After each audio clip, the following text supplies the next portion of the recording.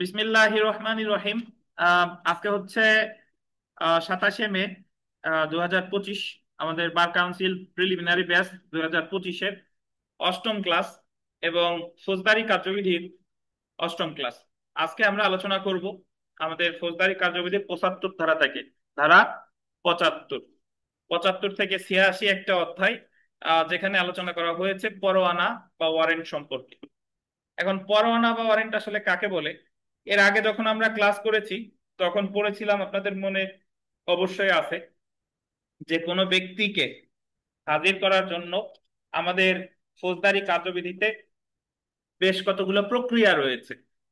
তো প্রক্রিয়ার মধ্যে এক নাম্বার ছিল সমন, এরপরে ছিল হুলিয়া ক্রোক, এরপরে ছিল পরোয়ানা।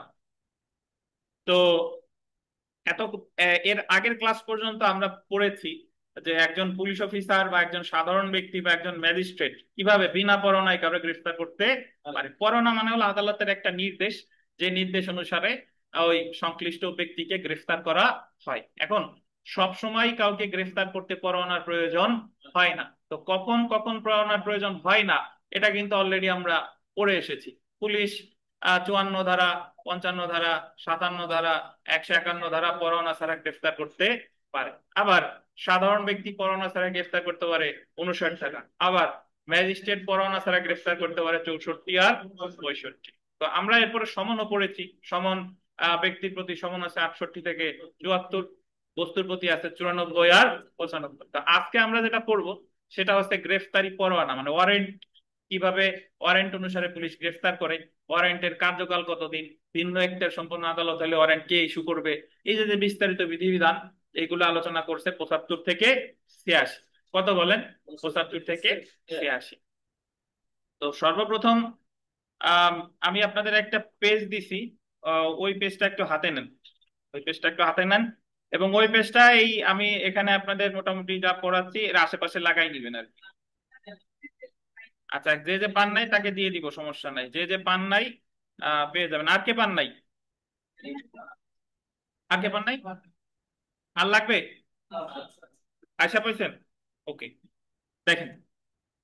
তো সবার প্রথমে আহ, আমরা দেখেন 75 ধারা। যারা অনলাইনে আছেন তারা আমার কথা শুনতে পাচ্ছেন তো না? জি স্যার, শোনা যায়। ঠিক জি আছে। স্যার, শোনা যায়। এবং এবং আমি আপনাদের বিনীত অনুরোধ করব যে আপনারা যদি কোনো প্রশ্ন না বুঝতে পারেন অবশ্যই আমারে প্রশ্ন করবেন। বুঝতে পারছেন? এখানে আমরা পড়তে আসছি বোঝার জন্য। টিপিক্যালি আমরা এতদিন যে প্রাইভেট প্রাইভেট ভার্সিটিতে পড়াশোনা করছেন সেইভাবে না। এই জায়গা ভালো পারেন মন্দ পারেন, সবার সাথে আমার যোগাযোগ থাকতে হবে। যে আপনি জি স্যার। ভালো পারলেও ভালো, খারাপ পারলেও আমার কাছ থেকে যাতে আপনি পড়তে পারেন, বুঝে নিয়ে যাবেন এখান থেকে। দেখেন, তো আমরা 75 ধারা দেখি যে প্রতিটি গ্রেফতারি পরোয়ানা, আন্ডারলাইন করেন, লিখিত এবং প্রিজাইডিং অফিসার বা ম্যাজিস্ট্রেট কর্তৃক স্বাক্ষরিত আদালতের সিলমোহরযুক্ত হবে। তার মানে এই লাইন পড়ে আমরা জানলাম যে গ্রেফতারি পরোয়ানা হবে রিটেন, দ্যাট মিনস লিখিত, এবং এটা প্রিজাইডিং অফিসার বা সংশ্লিষ্ট ম্যাজিস্ট্রেট স্বাক্ষর করবে। প্রিজাইডিং অফিসার মানে হলো আদালতের যিনি বিচারক, আদালতের প্রধান কর্মকর্তা, তারই বলে প্রিজাইডিং অফিসার। তো তিনি কখনো ধরেন বিচারক বলা যেতে পারে বা ম্যাজিস্ট্রেট বলা যেতে পারে। তারপরের লাইনটা ভিভিআই। প্রত্যেকটি পরোয়ানা উহা প্রদানকারী আদালত, আন্ডারলাইন করবেন, বাতিল না করা পর্যন্ত বা উহা কার্যকর না হওয়া পর্যন্ত বলবৎ থাকবে। 3টে স্টার দেন। এটা খুবই গুরুত্বপূর্ণ একটা কথা এবং এখান থেকে প্রশ্ন আসতে পারে। তো এই লাইনটার যে সারমর্ম, সারমর্মটা হলো ভাই যে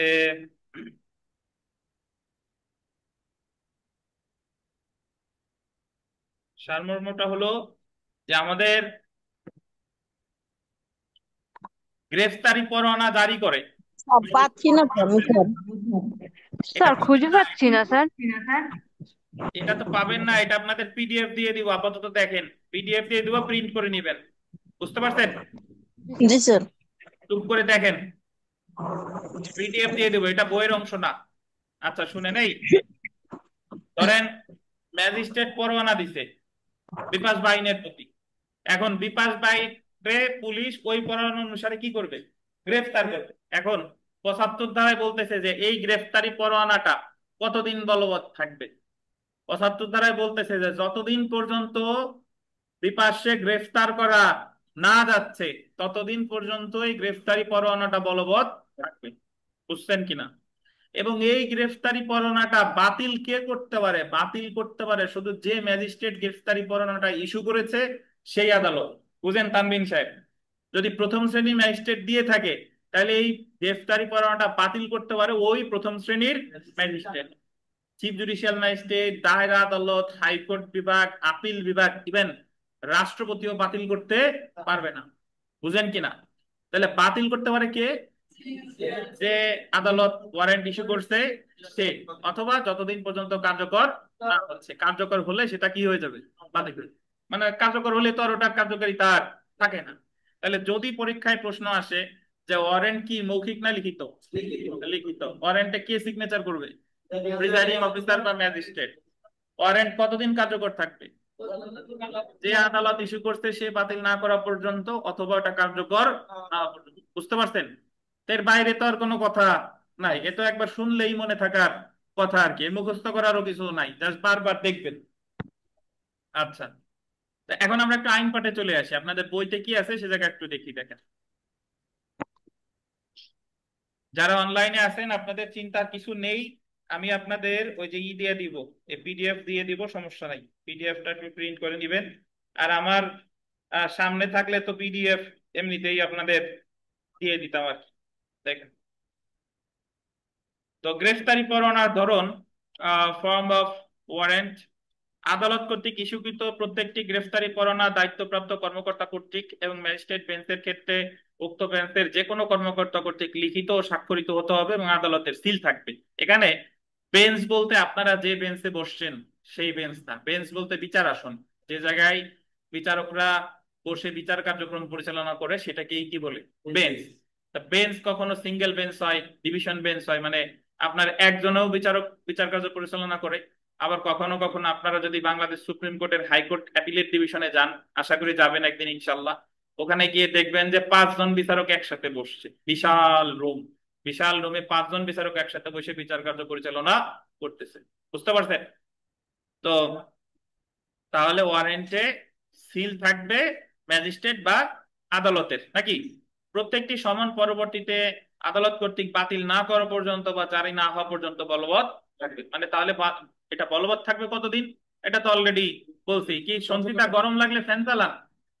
দেখেন, এরপরে আবার আমরা যে পেজটা আপনাদের দিছিলাম ওখানে চলে আসেন। ধারা 76, আদালত, আন্ডারলাইন করবেন, জামানত গ্রহণের নির্দেশ দিতে পারবেন। যিনি পরোয়ানা কার্যকর করবেন আদালত তাকে জামিন প্রদানের ক্ষমতা প্রদান করতে পারেন এবং পরোয়ানায় উল্লেখিত নির্দেশে নিম্নলিখিত বিষয় উল্লেখ থাকবে। একটু বুঝেন। আহ নর্মালি আমরা জানি যে আদালত যদি ওয়ারেন্ট দেয়, ঠিক আছে, আহ তাহলে এই ওয়ারেন্টটা কার্যকর কে করে বলেন তো? পুলিশ যায় না? এটা গ্রেফতার করে কে? পুলিশ। তো আমরা সচরাচর যেটা জানি, পুলিশ যায় গ্রেফতার করে, গ্রেফতার করার পরে ওই আসামিরে নিয়ে আসে কোর্টে, এসে কোর্টে এসে সে জামিন চায়। এটাই তো আমাদের, আমরা যা জানি মোটামুটি। যদি আইন নাও পড়ে থাকে এইটুকু ধারণা আছে যে পুলিশ গ্রেফতার করে নিয়ে আসে, জামিন চাইতে হয় কার কাছে? কোর্টে। তা আমাদের ফৌজদারি কার্যবিধির 76 ধারায় বলছে ভাই যে পুলিশের একটা ক্ষমতা দিছে।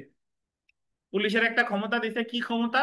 আহ ম্যাজিস্ট্রেট বা ওই যে ওয়ারেন্ট ইস্যু করছে সে ওখানে একটা এন্ডোর্সমেন্ট করতে পারে বা এন্ডোর্স করে দিতে পারে, একটা লিখে দিতে পারে যে যে পুলিশ অফিসার এই ওয়ারেন্টটা কার্যকর করবে সে ইচ্ছা করলে ওই ব্যক্তিকে, গ্রেফতারকৃত ব্যক্তিকে জামিনেও মুক্তি দিতে পারে। যারে গ্রেফতার করলো সে যদি জামিন নিতে ইচ্ছুক থাকে। বুঝেন কিনা? তাহলে এই জায়গায় ওয়ারেন্ট কার্যকর করতেছে কে?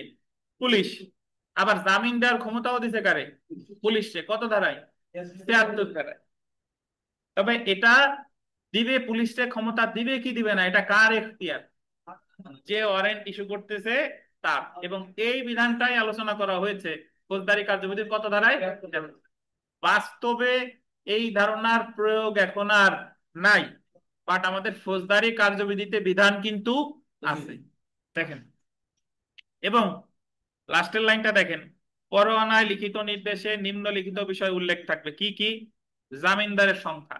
জামিনদারকে, যে যখন একজন ব্যক্তিকে গ্রেফতার করে, তখন মুক্তি চাইলে আদালত বলে যে স্থানীয় জামিনদারের জিম্মায় তোমার জামিন দেওয়া লাগবে, জামিনদার ঠিক করো। মাহবুব সাহেবের যদি গ্রেফতার করা হয়, বলবে যে একজন জামিনদারের জিম্মায়, তাহলে মাহবুব সাহেবকে একজন গণ্যমান্য ব্যক্তিকে ঠিক করতে হবে, যে হবে ওনার জামিনদার।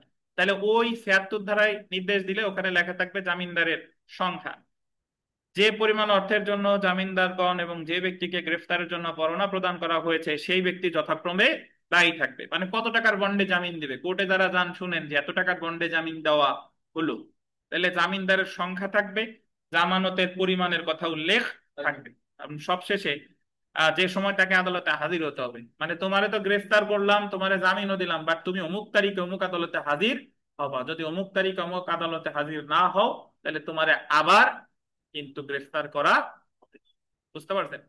তাহলে ৭৬ ধারার মূল কথাটা হলো কি? ৭৬ ধারার মূল কথা হলো যে ওয়ারেন্টটা কার্যকর করবে সে ইচ্ছা করলে মানে তারে জামিনও দিতে পারে, বাট সে ইচ্ছা করলে ইচ্ছাটার যে নির্দেশটা দিবে কে? আদালত। এবং এই বিধানটাই বলা হয়েছে ফৌজদারি কার্যবিধির ৭৬। বুঝছেন? বাস্তবে এই ধারার প্রয়োগ এখন আর নাই, কিন্তু বিধান কিন্তু বাতিল করে নাই, আদালত ইচ্ছা করলে এখনো প্রয়োগ করতে পারে। ৭৬ ধারা বুঝছেন মাহবুব সাহেব? ৭৬ ধারা কি বলেন দি, দ্রুত বলেন। আদালত জামানত গ্রহণের নির্দেশ দিতে পারে, নির্দেশ দিতে এবং জামিনদারের সংখ্যা, সময়,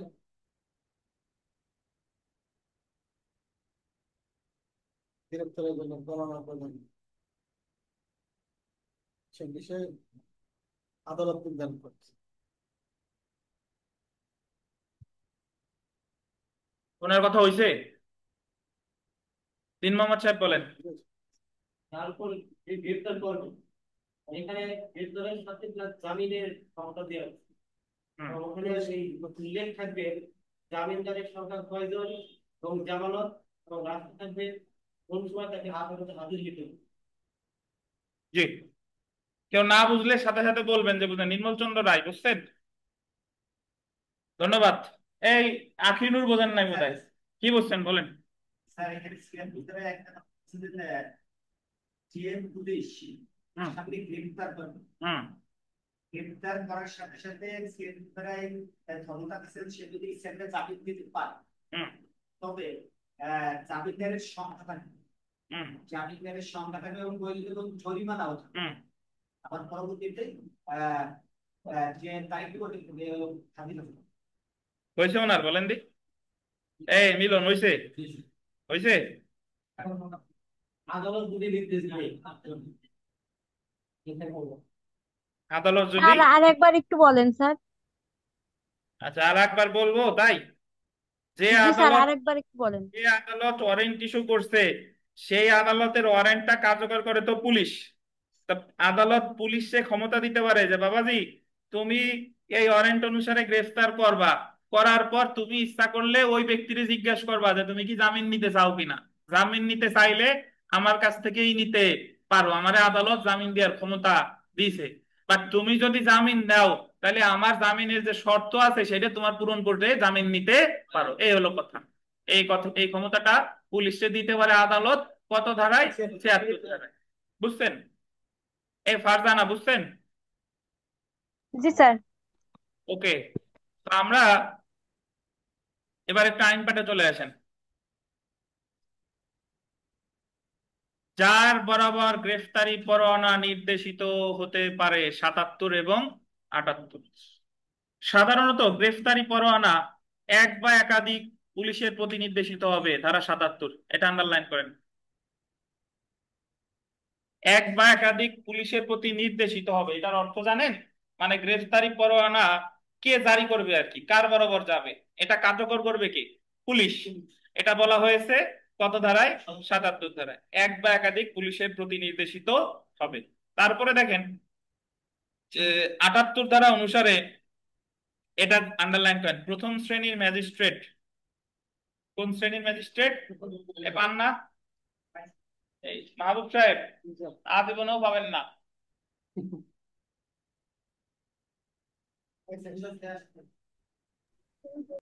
এই চেয়ার গুলো খুব খারাপ, মানে আমার কাছের গুলো।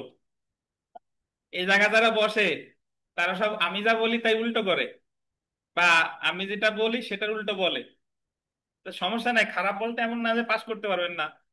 দীপিকা পাস করছে, আরিফ পাস করছে, তো আপনারাও পারবেন ইনশাল্লাহ।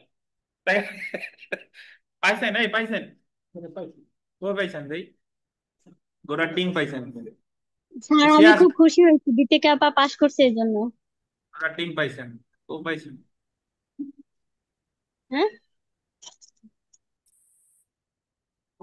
এই দেখেন, এই যে 77, এই যে দেখেন, 77, 78। সাধারণত গ্রেফতারি পরোয়ানা এক বা একাধিক পুলিশের প্রতি নির্দেশিত হবে। তো যদি পরীক্ষায় প্রশ্ন আসে যে গ্রেফতারি পরোয়ানা নির্দেশিত হবে কার বরাবর, এক বা একাধিক পুলিশ। তারপর 78 ধারা অনুসারে প্রথম শ্রেণীর ম্যাজিস্ট্রেট আন্ডারলাইন করবেন, কোন পলাতক আসামি, ঘোষিত অপরাধী, এমন যে কোনো জামিনের অযোগ্য অপরাধে অভিযুক্ত বা গ্রেফতার হতে পলাতক, তাকে গ্রেফতারের জন্য তার জেলার মধ্যে বলতেন কোন জমির মালিক, কৃষক অথবা জমির ম্যানেজারের উপর পরোয়ানা নির্দেশিত করতে পারে। এটার ব্যাখ্যা আগে শুনেন, তারপরে পড়বো আর একবার। অনেক সময় এরকম হয় যে যারে গ্রেফতার করা হবে, ওয়ারেন্ট ইস্যু হইছে, তারে খুঁজে পাচ্ছে না পুলিশ, বারবার তারে চেষ্টা করা হচ্ছে, তারে খুঁজে পাওয়া যাচ্ছে না। তো তখন প্রথম শ্রেণীর ম্যাজিস্ট্রেট নির্দেশ দিতে পারে যে ও যে এলাকায় যে জমিতে বাস করে তার মালিক, ধরেন ভাড়াটিয়া থাকে না, ভাড়াটিয়া, ভাড়াটিয়ারে খুঁজতেছে, তাহলে মালিক রে বলে আসলো যে ও ওরে যদি বাসায় আসতে দেখো ওরে গ্রেফতার করে আমার কাছে নিয়ে আসবা। বা কোন জমির ম্যানেজার রে বলছে যে অমুক রে যদি দেখো এই ওয়ারেন্ট অনুসারে গ্রেফতার করে আমার কাছে নিয়ে আসবে। এই কথাটাই বলেছে 78 ধারায়। এবং এই নির্দেশটা কে দিতে পারে? প্রথম শ্রেণীর ম্যাজিস্ট্রেট। আবার পড়ি দেখেন, 78 ধারা অনুসারে প্রথম শ্রেণীর ম্যাজিস্ট্রেট কোন পলাতক আসামি, দেখছেন, ঘোষিত অপরাধী বা অথবা এমন কোন জামিনের অযোগ্য অপরাধে অভিযুক্ত বা গ্রেফতার হতে পলাতক, তাকে গ্রেফতারের জন্য তার জেলার মধ্যে কোন জমির মালিক, কোন জমির মালিক, কৃষক অথবা জমির ম্যানেজারের উপর পরোয়ানা নির্দেশিত করতে পারে। নরমালি গ্রেফতার করার দায়িত্ব কার? পুলিশের। কিন্তু এই জায়গা পালন করতেছে কে? জমির মালিক, ম্যানেজার, কৃষক। বুঝছেন?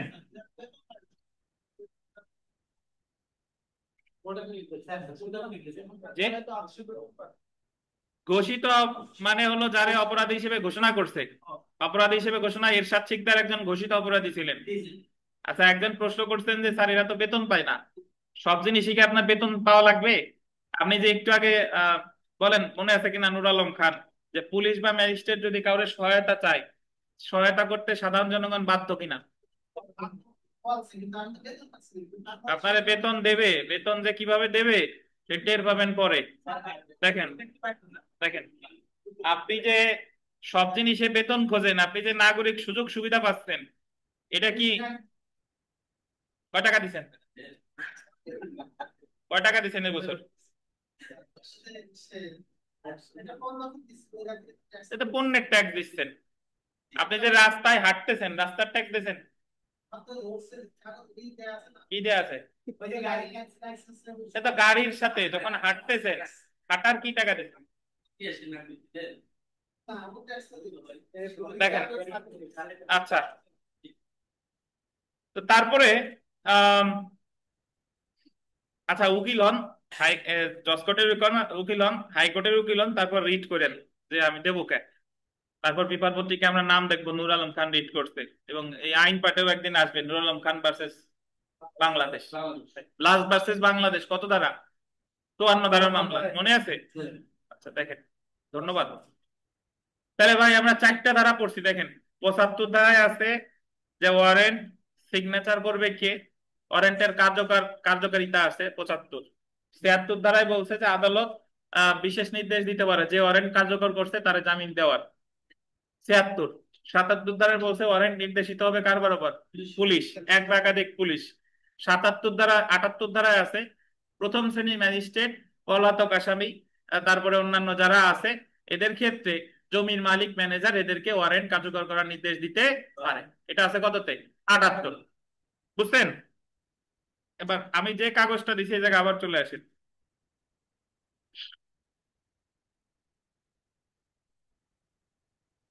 তারা 80, গ্রেফতারি পরোয়ানা কার্যকর করেছেন এমন কোন পুলিশ অফিসার বা অন্য কোনো ব্যক্তি যাকে গ্রেফতার করা হবে তাকে আন্ডারলাইন করবেন, পরোয়ানার সারমর্ম জানাবেন, আন্ডারলাইন করবেন এবং প্রয়োজন মনে হলে তাকে পরোয়ানাটি দেখাবেন।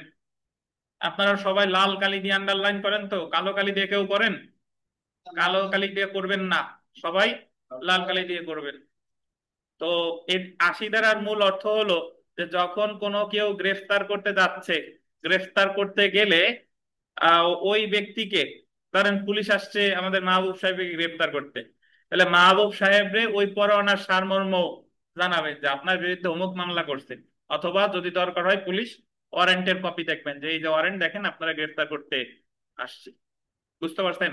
তাহলে হয় সারমর্ম জানাইতে হবে এবং সেই সাথে সাথে ওয়ারেন্টের কপিও দেখাইতে হবে। কত ধারা? 80 ধারা।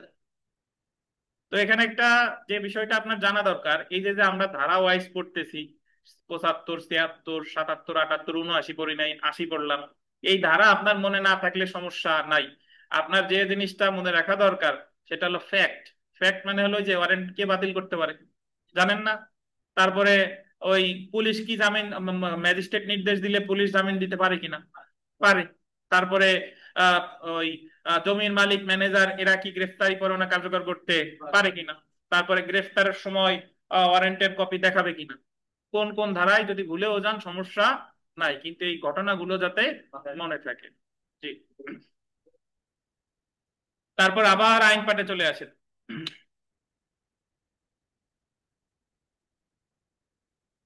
বিলম্ব ছাড়াই আটক ব্যক্তিকে আদালতে হাজির করা, person arrested to be brought before court without delay, ধারা 81। এই ধারাটার অর্থ আসলে কি? এটা প্রথমে একটু বলে রাখি, সেটা হলো যে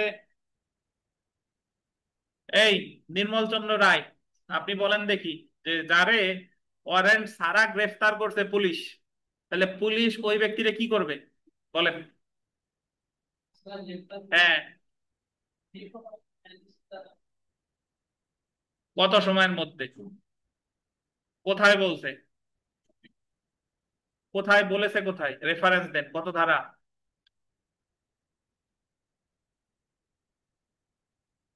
পীযূষ? 61 ধারা। বিষয়টা হলো যে যারে বিনা পরোয়ানায় গ্রেফতার করছে তারে পুলিশ গ্রেফতার করার পর কি করবে, এই জিনিস দুইটা বলছে আমাদের ফৌজদারি কার্যবিধি 60 ধারায় আর 61 ধারায়। 60 ধারায় বলছে যে গ্রেফতারের পর নিকটস্থ ম্যাজিস্ট্রেটের কাছে নিবে, আর নাহলে থানার ভারপ্রাপ্ত কর্মকর্তা মানে থানায় নিয়ে যাবে। এটা বলছে কত ধারা? 60 ধারায়।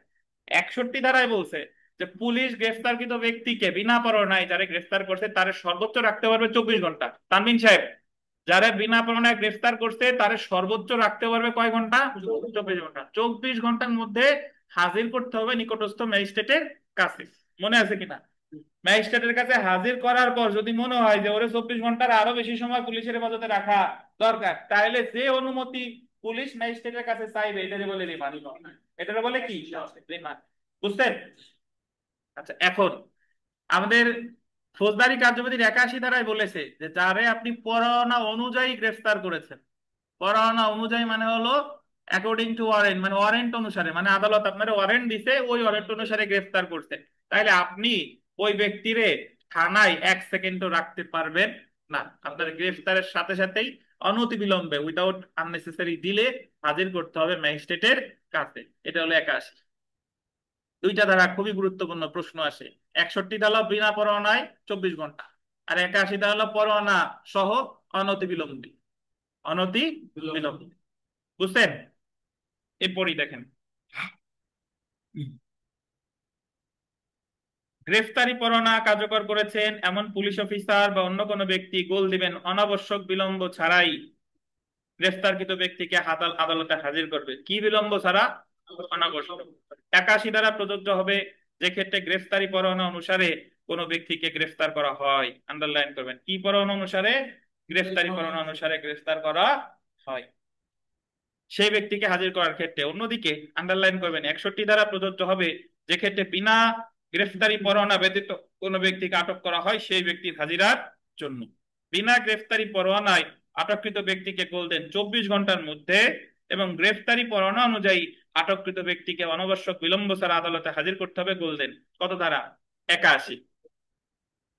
তাহলে বিমল সাহেব বিমল সাহেব বলেন 61 আর 81 এই দুইটা ধারার ভিতরে পার্থক্য কি? ওয়ারেন্ট ছাড়া আর ওয়ারেন্ট সহ হ্যাঁ, কয় ঘন্টার বেশি? আর 81 ধারায় অনতি বিলম্বে।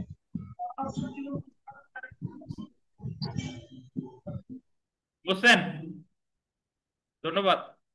আপনাদের বৃহস্পতিবার 3:30টায় পড়া থাকবে, বুঝতে পারছেন? আমি শনিবার আবার একটু ঢাকা যাবো আব্বার চোখের ডাক্তার দেখাইতে, শনিবারের পড়াটা বৃহস্পতিবারে হয় যাতে বাদ না যায়। জি, আমি তো চালাইতে, আমি আপনাদের পড়াইতে যে কি ভালোবাসি, মনে করেন যে 2-1 দিন বাদ যে যায় এটা একেবারেই নিতান্ত, মানে আমি নিজে না ঠেকলে কিন্তু বাদ দেই না। তো এই আর কি। যাই হোক, দেখেন আপাতত যা বললাম এইটুকু মনে রাখেন। দেখেন বিগত বছরের প্রশ্ন, গ্রেফতারি পরোয়ানার মাধ্যমে পুলিশ কোনো ব্যক্তিকে গ্রেফতার করলে, দেখেন গ্রেফতারি পরোয়ানার মাধ্যমে পুলিশ কোনো ব্যক্তিকে গ্রেফতার করলে তাকে আদালতে ড্যাশ হাজির করতে হবে, অনাবশ্যক। আর যদি কি আপনাদের বইতে নাই? আচ্ছা স্যার। প্রশ্ন করতেছে বিগত প্রশ্ন যে একটা গ্রেফতারি পরোয়ানার মাধ্যমে যদি কাউকে গ্রেফতার করা হয় তাহলে পুলিশ তার মানে আদালতে হাজির করবে কত সময়ের মধ্যে? এই লুকসানা শুনতে পাচ্ছেন? হ্যাঁ স্যার, শুনতেছি। বলেন তো, এই প্রশ্নটা স্ক্রিনে যেটা দেখা যাচ্ছে এটার উত্তর 24 ঘন্টা হতো কখন? যখন বিনা পরোয়ানায় গ্রেফতার করা হতো। এটা ধন্যবাদ লুকসানা, কত ধারায়? বুঝতে পারছেন। ঠিক আছে, ধন্যবাদ। দেখেন আবার ওই পেজে একটু চলে আসেন।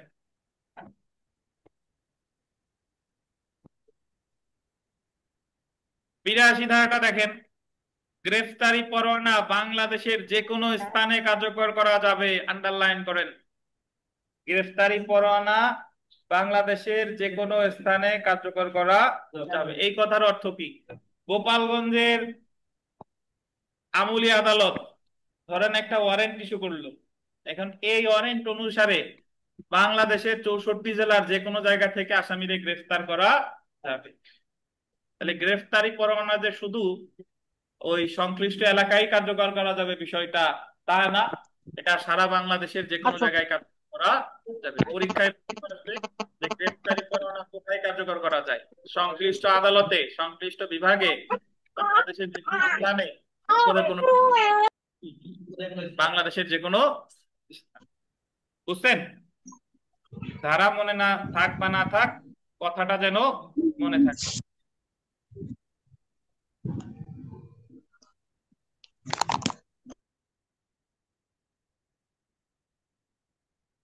আবার বইতে চলে আসি, ধারা 83।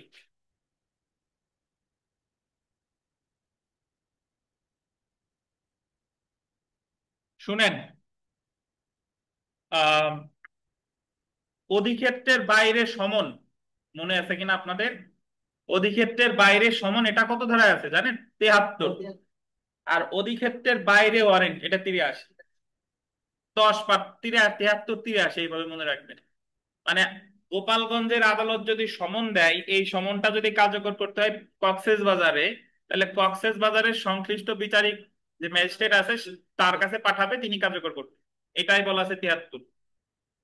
আর গোপালগঞ্জের ওয়ারেন্ট যদি কক্সবাজার কার্যকর করতে হয় তাহলে কিভাবে করবে, এই বিধানটা বলেছে 83 ধারায়। কত ধারায় বলেন? 83। তো আমার কথা শুনে নাকি তারপর বইতে পড়বো।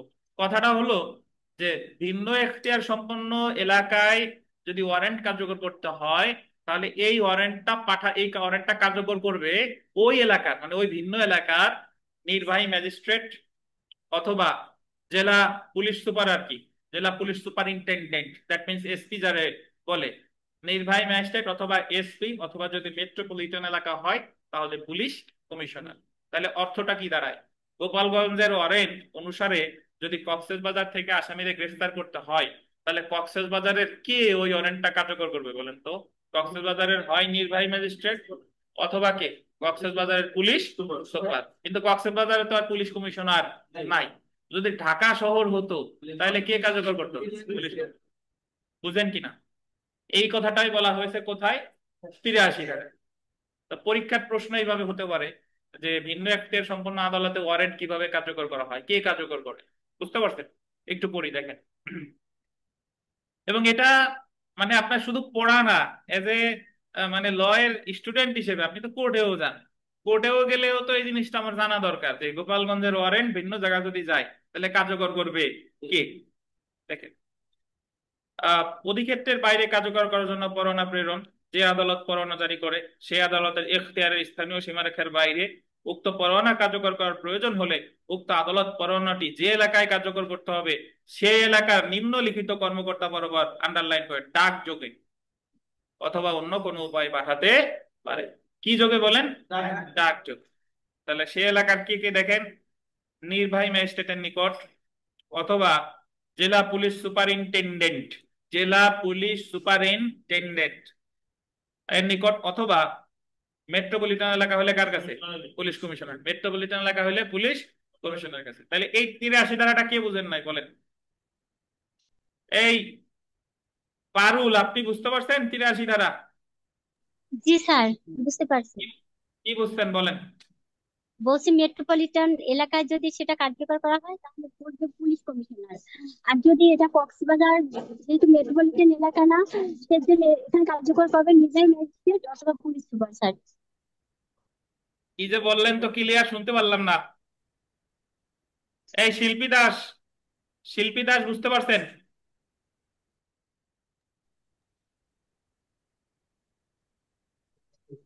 শিল্পী দাস কথা বলেন।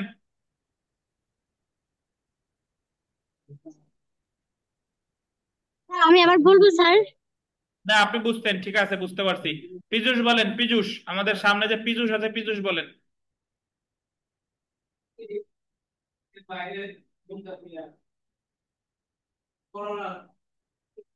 পরোয়ানা যায় তা কি হবে? কে কার্যকর করবে?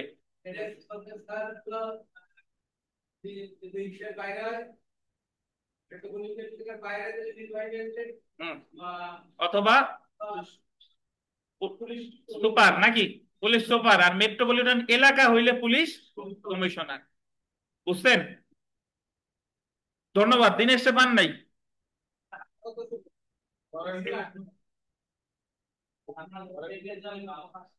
বেল্লালের কি হয়েছে? কাজ সারে আসতে পারে না নাকি? সমস্যা কোনো? আচ্ছা দেখেন, আচ্ছা দেখেন কে বলছে আপনার কথা। আচ্ছা, আমার কি দায় পড়ছে দেখেন যে আপনাকে খোঁজ খবর নিই, আপনাকে ইয়া বলি। এই মাহবুব সাহেব রে, উনার এবার রিটেনের কোর্স করার কথা, কিন্তু উনারে আমি জীবনে যতবার ফোন দিছি ততবার উনি যদি ঠিক সময় আসতো তাহলে তো প্রিলিতে পাস করতো। উনি পড়ালেখা করবে না, আসবে না। এবারও তো আসছেই যে লেটে, আবার আফসোস করে কি করলাম, সহজ প্রশ্ন, আমার দিয়ে কিছু হবে না, এই সেই বিভিন্ন মানে হতাশায় পড়া। আপনি তো পরিশ্রমই করলেন না। যদি পরিশ্রম করে যদি ব্যর্থ হন তাহলে না হতাশা আসাটা যৌক্তিক। এটা আপনি পরিশ্রমই করলেন না আবার ব্যর্থ হয়েছেন, তাহলে হতাশা কিসের? দেখেন, আচ্ছা 1 নম্বর প্রশ্নটা পড়েন, আমরা দেখি। দেখেন, এই যে এসেছিল 2013 সালের জুডিশিয়াল সার্ভিস পরীক্ষায়, কোন জেলার ফৌজদারি আদালতের ওয়ারেন্ট স্থানীয় অধিক্ষেত্রের বহির্ভূত কোনো মেট্রোপলিটন এলাকায় তামিলের জন্য নিম্নের কার নিকট প্রেরণ করতে হবে? মেট্রোপলিটন এলাকাটা আন্ডারলাইন করেন। মেট্রোপলিটন এলাকায় কার কাছে? Police commissioner. আর প্রশ্নটা যদি হতো যে মেট্রোপলিটন এলাকার বাইরে, তাহলে কি হতো? নির্বাহী ম্যাজিস্ট্রেট এবং পুলিশ সুপার? না, নির্বাহী ম্যাজিস্ট্রেট বা জেলা পুলিশ সুপার। এবং না কিন্তু, বা। আশা করি 83 দ্বারা বুঝতে পারছেন নাকি? আচ্ছা তাহলে আমি যে পেজ দিছিলাম ওই জায়গায় আবার চলে আসেন। ধারা 85।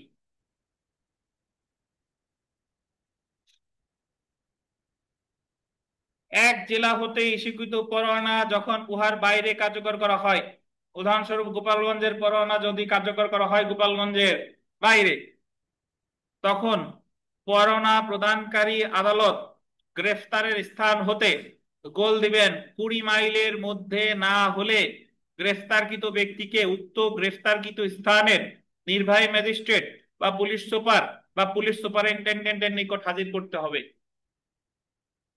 আমি বোঝাই, তারপরে বুঝবেন। যে এক জেলার ওয়ারেন্ট যদি আরেক জেলায় কার্যকর করে, তাহলে ওই যারে গ্রেফতার করলো তারে কোন জায়গায় হাজির করবে, কোন জায়গা হাজির করবে, যে আদালত ওয়ারেন্ট দিছিল সেই আদালতে নাকি ওই ভিন্ন জেলার আদালতে, এটা হলো মেইন কথা। তো এই জায়গায় বলছে যে যে জায়গায় ভিন্ন জায়গায় যদি গ্রেফতার করে, তাহলে দেখবে যে জায়গায় গ্রেফতার করছে সেই জায়গা থেকে ওয়ারেন্ট ইস্যুকারী আদালতের দূরত্ব যদি 20 মাইল হয়, মানে 20 মাইল, 20 মাইল, যদি 20 মাইল হয়, তাহলে যে আদালত ওয়ারেন্ট ইস্যু করছে সেই জায়গায় হাজির করবে। বুঝছেন? যদিও গ্রেফতার করছে ভিন্ন জেলায়, কিন্তু যদি 20 মাইলের বেশি হয় তাহলে হাজির করবে ওই এলাকার নির্বাহী ম্যাজিস্ট্রেট অথবা পুলিশ সুপার অথবা পুলিশ কমিশনার। আমি উদাহরণ দিলে বুঝবেন। উদাহরণ দিই, শুনেন শুনেন, হ্যাঁ আমি বলি, উদাহরণ দিই, চুপ করে শুনেন। ধরেন গোপালগঞ্জের চাপাইল ব্রিজের ওপার, গোপালগঞ্জের আদালত থেকে চাপাইল ব্রিজের ওপার তো নড়াইলের মধ্যে পড়ে, বাট ওই জায়গা থেকে গোপালগঞ্জ কোর্টের দূরত্ব 20 মাইলের কম, 20 মাইলের কম। তো গোপালগঞ্জের ওয়ারেন্ট অনুসারে যদি চাপাইল ব্রিজের ওপার গিয়ে যদি কাউরে গ্রেফতার করে, যে জায়গা গ্রেফতার করতেছে গ্রেফতারকৃত স্থানটা ভিন্ন জেলা, কিন্তু যেহেতু 20 মাইলের কম, তাই ওই আসামিরে হাজির করবে কোথায়? গোপালগঞ্জ আদালতে। বুঝছেন? কিন্তু যদি এমন জায়গায় গ্রেফতার করে, যে ধরেন গ্রেফতার করছে ওই চিতলমারিতে, বা এমন জায়গায় গোপালগঞ্জের আসামিরা যদি কক্সবাজার গ্রেফতার করে, তাহলে কক্সবাজার থেকে গোপালগঞ্জের দূরত্ব কত কত 20 মাইলের ডেফিনেটলি বেশি নাকি? তাহলে কক্সবাজারের ওই আসামিকে যদি 20 মাইলের কম দূরত্ব হইতো, তাহলে হাজির করতো গোপালগঞ্জ আদালতে। যেহেতু 20 মাইলের বেশি, তাই ওই আসামিকে হাজির করবে কক্সবাজারের নির্বাহী ম্যাজিস্ট্রেট অথবা জেলা পুলিশ সুপার অথবা পুলিশ কমিশনার। বুঝছেন? এই কথাটাই বলেছে কত ধারায়? 85 ধারা। বলেন। গাড়ি করছে 20 মাইলের কম হয়, হুম ওই আদালতে হাজির করো। হুম 520 মাইলের বেশি হয়, অন্য জেলায় হয়, হুম আর অন্য জেলায় বরাবর গ্রেফতারটা তো অন্য জেলায় হয়েছে, নিজ জেলায় হইলে তো আর 20 মাইলের প্রশ্ন ওঠে না। আগে যেই জেলায় অ্যারেস্ট করছে ওই জেলায় নির্বাহী ম্যাজিস্ট্রেট, নির্বাহী ম্যাজিস্ট্রেট অথবা পুলিশ সুপার অথবা পুলিশ কমিশনার। মানে কি ওই বিপরীত মূলক বিচার করবে নাকি উনি মানে হরণ করে দিবে আসলে? সেটা পরের কথা, সেটা আসতেছি। যতটুকু বুঝাইছি এইটুকু বুঝেন কিনা, ধাপে ধাপে যতটুকু বুঝাইছি এর মধ্যে থাকেন। হ্যাঁ নির্মল বলেন। হ্যাঁ হ্যাঁ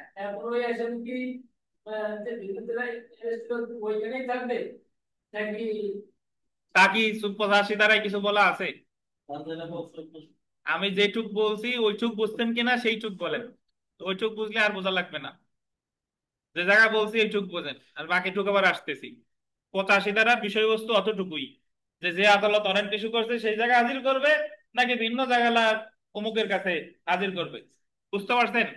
এবং এই জায়গা থেকে যে কথা, যে প্রশ্নটা আসতে পারে যে ভিন্ন এখতিয়ার সম্পন্ন আদালতে হাজির করলে কত দূরত্ব হলে আহ ওয়ারেন্ট ইস্যু করে আদালতে ওই আসামির হাজির করবে, কত দূরত্ব? সর্বোচ্চ 20 মাইল, সর্বোচ্চ 20 মাইল। বুঝছেন? এখন আপনাদের অনেকের যে প্রশ্ন, যে ভিন্ন এখতিয়ার সম্পন্ন এলাকার নির্বাহী ম্যাজিস্ট্রেট বা পুলিশ সুপারের কাছে তো নিল বা পুলিশ কমিশনারের কাছে তো নিল, তারপর ওই আসামির কি করবে, সেটার সমাধান দিছে 86 ধারায়। কত ধারায়? 86 ধারায়। তো সবাই মনোযোগ দিয়ে শুনেন, এই জায়গা পড়ি পরে, আগে আমার কথা শুনেন।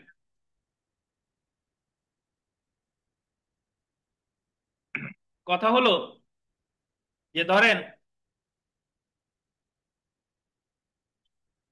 একজনের বিরুদ্ধে মামলা করছে গোপালগঞ্জ চিফ জুডিশিয়াল ম্যাজিস্ট্রেট আদালতে, তার বিরুদ্ধে ওয়ারেন্ট ইস্যু হয়েছে, আসামি যায় গ্রেফতার করছে কক্সবাজার। তাহলে কক্সবাজারের দূরত্ব গোপালগঞ্জ থেকে 20 মাইলের বেশি। তাহলে ওই আসামিকে হাজির করবে কক্সবাজারের হয় নির্বাহী ম্যাজিস্ট্রেটের কাছে, আর না হলে জেলা পুলিশ সুপারিনটেন্ডেন্টের কাছে, যেহেতু কক্সবাজার এলাকায় পুলিশ কমিশনার নেই। এইটুক তো বুঝতেন, এবং এই কথাটাই বলা হয়েছে 85 ধারায়। আচ্ছা, এখন ওই ধরেন আমি উদাহরণস্বরূপ বললাম, মানে উদাহরণস্বরূপ বললাম যে তারে হাজির করছে কক্সবাজারের পুলিশ সুপারের কাছে, এসপির কাছে। আচ্ছা, এখন এসপি সাহেব ওরে কি করবে? এসপি সাহেব আগে দেখবে যে তারে যে অপরাধটায় গ্রেফতার করা হয়েছে সেটা কি জামিনযোগ্য কিনা। বুঝতে পারছেন? যদি জামিনযোগ্য হয় তাহলে এসপি সাহেব ওরে জামিন দিয়ে দিবে। বুঝতে পারছেন? জামিন দিবে কিসের কিসের শর্তে, কিসের শর্তে? তুমি ধার্য তারিখে গোপালগঞ্জ আদালতে হাজির হবা। বুঝতে পারছেন? তাহলে ওই যে অপরাধে গ্রেফতার করছে ওই অপরাধটা যদি জামিনযোগ্য হয় তাহলে এসপি সাহেব জামিন দিয়ে দিবে। বুঝছেন? ধরেন জামিনযোগ্য না, তাহলে তো উনি জামিন দিতে পারতেছে না, তাইলে কি করবে? তাইলে উনি আরেকটা জিনিস দেখবে যে ওই ওয়ারেন্টের সাথে 76 ধারার কোনো নির্দেশ আছে কিনা। 76 ধারা মনে আছে? ওই যে আদালত নির্দেশ দেয় জামিন দেওয়ার, তাহলে জামিনযোগ্য হলে জামিন দিবে, যদি জামিনযোগ্য না হয় তাহলে উনি দেখবে 76 ধারার কোনো নির্দেশ আছে কিনা। যদি 76 ধারার নির্দেশ থাকে তাহলেও উনি কি জামিন দিবে। বুঝেন কিনা? ধরেন এসপি সাহেব দেখলো যে এটা জামিনযোগ্য না, এ জায়গায় 76 ধারার কোনো নির্দেশও নাই, তাইলে কি করবে? তাইলে উনি কক্সবাজারের চিফ জুডিশিয়াল ম্যাজিস্ট্রেট আদালতে ওই আসামিরে পাঠাই দিবে। বুঝছেন? তার মানে জামিন অযোগ্য অপরাধ হইলে অথবা 76 ধারা পৃষ্ঠাঙ্কন না থাকলে তাইলে এসপি সাহেব পাঠাই দিবে কক্সবাজারের চিফ জুডিশিয়াল ম্যাজিস্ট্রেট আদালতে।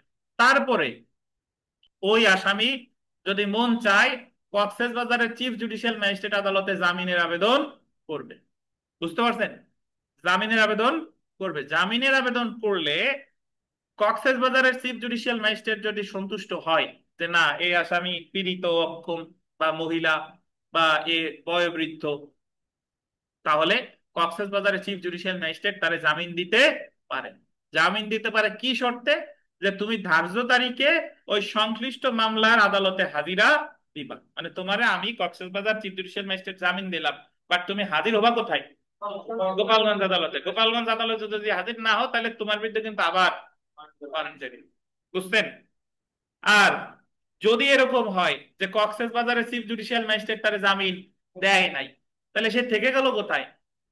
কক্সবাজারে। তখন কক্সবাজারের পুলিশ ওই কক্সবাজারের জুডিশিয়াল ম্যাজিস্ট্রেটের আবেদন করবে যে রিমান্ডের আবেদন, বলে এটা বলে ট্রানজিট রিমান্ড, যে ওনার এই আসামির মূল মামলা তো কোথায়? গোপালগঞ্জে, কিন্তু আসামি পড়ে আছে কোথায়?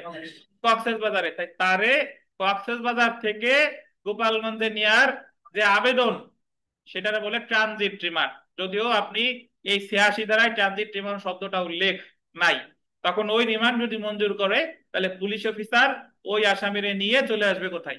গোপালগঞ্জে দিয়ে আসবে। বুঝতে পারছেন? তাহলে এই হলো আপনার মূল কাহিনী। আমি আবার একটু আপনাদের বলি, তাহলে মাথায় ভালো ঢুকবে যে ভিন্ন এখতিয়ার সম্পন্ন আদালতে ওয়ারেন্ট কার্যকর করতে হলে ওই এলাকার নির্বাহী ম্যাজিস্ট্রেট বা জেলা পুলিশ সুপার অথবা পুলিশ কমিশনারের কাছে পাঠাবে 83 ধারা।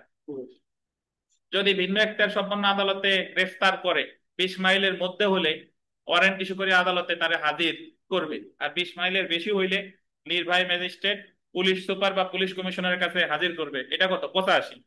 ঠিক আছে? নির্বাহী ম্যাজিস্ট্রেট পুলিশ সুপার বা পুলিশ কমিশনার দেখবে এটা কি জামিনযোগ্য অপরাধ কিনা। জামিনযোগ্য অপরাধ হলে জামিন দিবে, জামিনযোগ্য অপরাধ না হোক সমস্যা নাই, দেখবে 76 ধারার কোনো আদেশ আছে কিনা। 76 ধারার আদেশ থাকলেও জামিন দিবে। 73 ধারার আদেশ নাই, আবার জামিন অযোগ্য অপরাধ, তাহলে সংশ্লিষ্ট এলাকার চিফ জুডিশিয়াল ম্যাজিস্ট্রেট বা চিফ মেট্রোপলিটন ম্যাজিস্ট্রেটের কাছে পাঠাই দিবে। পাঠানোর পরে ওই আদালত যদি মন চায় তারে অন্তর্বর্তীকালীন ইন্টারিম বেল বলে অন্তর্বর্তীকালীন জামিন দিতে পারে। এটা দিবে কত ধারায়? ওই 86 ধারায়, ফৌজদারি কার্যবিধির 497 ধারার শর্ত সাপেক্ষে। এই কারণে বলা হয় যে ইন্টারিম বেল শব্দটা ফৌজদারি কার্যবিধির কত ধারায় আছে? 83 ধারায়।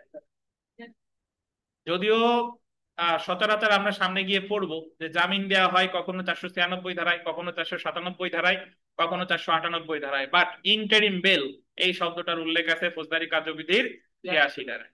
বুঝতে পারছেন? এবার একটু করি, দেখেন ধারা 83।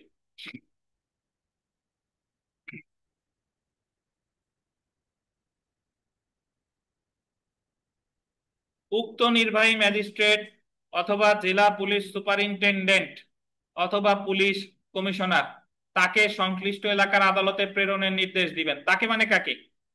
যারা গ্রেফতার করছে। তবে শর্ত এই যে অপরাধ যদি জামিনযোগ্য হয় এবং গ্রেফতারকৃত ব্যক্তি যদি উক্ত নির্বাহী ম্যাজিস্ট্রেট বা জেলা পুলিশ সুপারিনটেনডেন্ট অথবা পুলিশ কমিশনারের সন্তুষ্টি বিধান করে জামিন দিতে প্রস্তুত ও ইচ্ছুক থাকে, অথবা পরোয়ানার উপর আন্ডারলাইন করেন ৭৩ ধারা মোতাবেক কোন নির্দেশ লিখিত থাকে এবং উক্ত ব্যক্তি নির্দেশ মোতাবেক জামিন দিতে প্রস্তুত ও ইচ্ছুক থাকে, তাহলে ম্যাজিস্ট্রেট বা জেলা সুপারিনটেনডেন্ট অথবা পুলিশ কমিশনার উক্ত জামিন অথবা জামানত গ্রহণ করবেন এবং মুচলেকাটি পরোয়ানা প্রদানকারী আদালতে প্রেরণ করবেন। যে কথা বললাম বুঝছেন? মানে ওনারা যদি দেখে জামিনযোগ্য অপরাধ, ওনারা যদি দেখে ৭৩ ধারা আদেশ আছে, তাহলে ওনারা তারা জামিন দিবেন। দেওয়ার পরে পরোয়ানাটা পাঠাই দিবে গোপালগঞ্জে যে আপনার পরোয়ানাটা কার্যকর করা হয়েছে।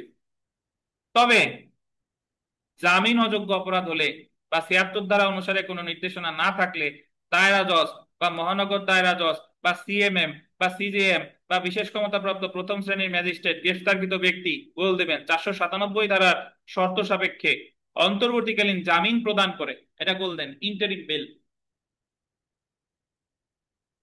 অন্তর্বর্তীকালীন জামিন প্রদান করে ধার্য তারিখে পরোয়ানা প্রদানকারী আদালতে হাজির হওয়ার নির্দেশ প্রদান করবেন। কি জামিন দিবে? অন্তর্বর্তী। এবং লাস্টের লাইনটা আন্ডারলাইন করেন, ধার্য তারিখে পরোয়ানা প্রদানকারী আদালতে হাজির হওয়ার নির্দেশ দিবে। বুঝছেন?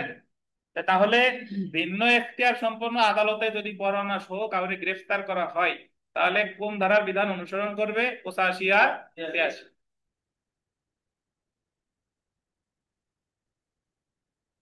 প্রশ্ন করেন।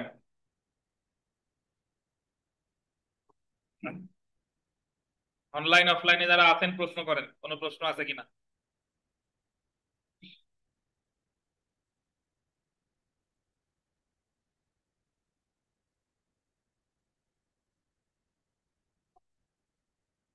প্রশ্ন আছে?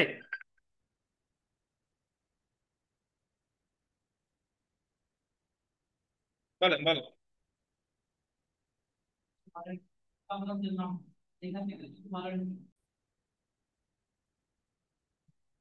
তো এখানে এই যে বিগত বছরের প্রশ্ন বা এখানে যে আলাদা করে 86 ধারা আছে, এই 86 ধারা আর আমরা পড়লাম না। বুঝতে পারছেন? কারণ 86 ধারা তো অলরেডি আমরা শীট থেকে পড়ছি, তো এই কারণে আর এই জায়গা পড়লাম না। যদি পরীক্ষায় প্রশ্ন আসে যে ইন্টারিম বেল কোথায় আছে, ইন্টারিম বেল কত ধারা আছে? 86 ধারায়। তাহলে আমরা আজকে যা পড়লাম একটু আপনাদের মাথায় গেঁথে দিই। দেখেন যে ওয়ারেন্টটা হবে লিখিত, প্রিসাইডিং অফিসার সিগনেচার করবে, যতদিন পর্যন্ত বাতিল মানে কার্যকর না হচ্ছে ততদিন পর্যন্ত বলবৎ থাকবে। যে আদালত ইস্যু করছে সে আদালতই বাতিল করতে পারবে। কত ধারা? 75। যে ওয়ারেন্ট কার্যকর করবে সে ইচ্ছা করলে জামিন দিতে পারে যদি আদালত তার ক্ষমতা দেয়। কত? 73। ওয়ারেন্ট নির্দেশিত হবে এক বা একাধিক পুলিশ অফিসারের প্রতি। 77। প্রথম শ্রেণীর ম্যাজিস্ট্রেট নির্দেশ দিলে জমির মালিক ম্যানেজার এরা ওয়ারেন্ট কার্যকর করতে পারে পলাতক আসামির ক্ষেত্রে, ঘোষিত অপরাধীর ক্ষেত্রে। কত? 78। 79 আমরা পড়ি নাই, 80-তে বলছে যে যারে গ্রেফতার করা হবে তারে গ্রেফতারের সময় ওয়ারেন্টের সারমর্ম জানাইতে হবে, দরকার হলে ওয়ারেন্টের কপি দেখাইতে হবে। কত? 80। 81 বলছে যে ওয়ারেন্ট অনুসারে যদি কাউকে গ্রেফতার করা হয় তাহলে তারে অনতিবিলম্বে ম্যাজিস্ট্রেটের কাছে হাজির করতে হবে। কত? 81। এরপরে আমরা 83 যেটা 82 দ্বারা পড়ছি, 83তে বলছে যে ওয়ারেন্ট বাংলাদেশের যে কোনো স্থানে কার্যকর করা যাবে। এটা কত? 82। 83 দ্বারা বলছে যে ভিন্ন এখতিয়ার সম্পন্ন আদালতে যদি ওয়ারেন্ট কিভাবে কার্যকর করবে, কার কাছে পাঠাবে, ডাকযোগে বা অন্য কোনো মাধ্যমে ওই এলাকার নির্বাহী ম্যাজিস্ট্রেট অথবা জেলা পুলিশ সুপার অথবা পুলিশ কমিশনার। এটা কত? 83। 84 আমরা পড়ি নাই। 85 ধারায় বলছে যে ভিন্ন এখতিয়ার সম্পন্ন আদালতে যদি গ্রেফতার করা হয় তাহলে ওই 20 মাইলের মধ্যে হলে ওয়ারেন্ট ইস্যু করে আদালতে হাজির করবে। আর 20 মাইলের বেশি হলে ওই এলাকার নির্বাহী ম্যাজিস্ট্রেট, পুলিশ সুপার বা পুলিশ কমিশনারের কাছে হাজির করবে। এটা কত? 85। আর 86 ধারায় বলছে যে হাজির করার পরে উনি কি করবে? উনি ইচ্ছা করলে ওই পুলিশ কমিশনার বা আপনার নির্বাহী ম্যাজিস্ট্রেট উনরা ইচ্ছা করলে জামিন দিতে পারে যদি জামিনযোগ্য অপরাধ হয়। আর জামিন না দিলে সংশ্লিষ্ট এলাকার জুডিশিয়াল ম্যাজিস্ট্রেট আদালতে পাঠাই দিবে। পাঠানোর পর ওই আদালত যৌক্তিক মনে করলে 497 ধারার শর্ত সাপেক্ষে ইন্টারিম বেল দিতে পারে। এটাই আছে কততে? 86। এই হলো মোটামুটি ওয়ারেন্ট। সো আমরা সেলফ প্র্যাকটিসের যে প্রশ্ন আছে এগুলা মোটামুটি আপনারা পড়ে ফেলবেন। যদি কোনো প্রশ্ন না বুঝতে পারেন আমরা এসে জিজ্ঞাসা করবেন। বিশেষ করে 3 নাম্বার প্রশ্নটা দেখেন যে পরোয়ানা, গ্রেফতারি পরোয়ানা স্বাক্ষরিত সিল মোহরকৃত হবে আদালতের প্রিজাইডিং অফিসার কর্তৃক।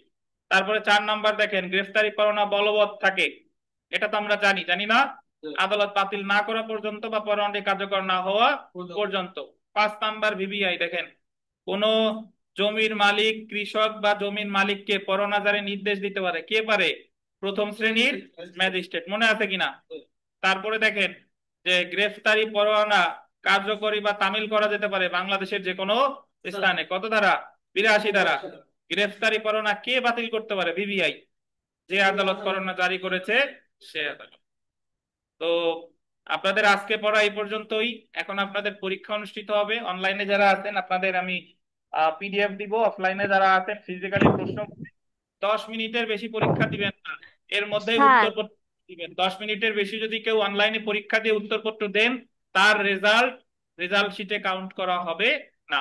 বলেন। স্যার আমাদের অনলাইন আলাদা 2 মিনিট বেশি দেন স্যার। আমরা এই যে ওই ছোট প্রশ্ন তো যখন এই বড় করে দেখি জুম করে উত্তর লিখতে গেলে আবার ছোট হয়ে যায়, আবার জুম করতে হয় স্যার, আমাদের একটু লেট হয়ে যায় করতে যেয়ে।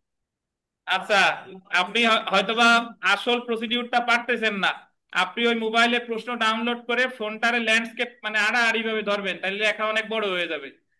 তো যাই হোক, যদি কখনো ফিজিক্যালি কখনো আসেন আপনারা শিখাই দিব, সমস্যা নাই। আর চেষ্টা করেন 10 মিনিট, 2-1 মিনিট বেশি হইতে পারে, এটা ব্যাপার না, কিন্তু জি 15-20 স্যার। মিনিট পরে যেন দিয়েন না। জি স্যার। তো ঠিক আছে, সবাই ভালো থাকেন। আজকে এই পর্যন্তই। আমি এখন আমাদের পরীক্ষা অনুষ্ঠিত হবে। আপনাদের বৃহস্পতিবার ক্লাস আছে 3টা 30। ধন্যবাদ, আল্লাহ হাফেজ, আসসালামু আলাইকুম। ওয়ালাইকুম আসসালাম। দেন, একটা নিয়ে দিয়ে দেন, দাঁড়া দাঁড়া দিয়ে দেন।